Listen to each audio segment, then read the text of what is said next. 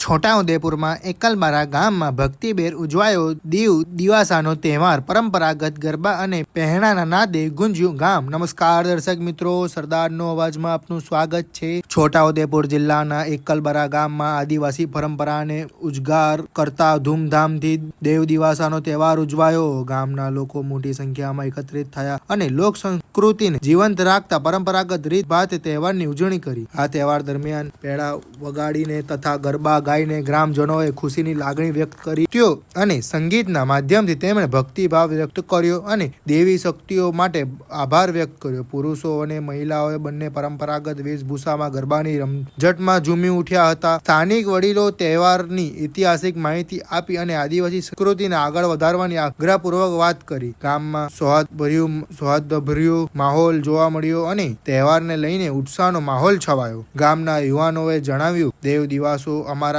તે માત્ર તહેવાર નહીં પણ પરંપરાની ઓળખ અને એકતાનું પ્રતીક છે। આ પ્રકારના લોક તહેવારો દ્વારા આદિવાસી સંસ્કૃતિને નવયુગમાં પણ જીવંત રાખવાનો સંદેશ દ્વારા આપવામાં આવ્યો। રિપોર્ટર શકીલ બલોચ દ્વારા છોટાઉદેપુર।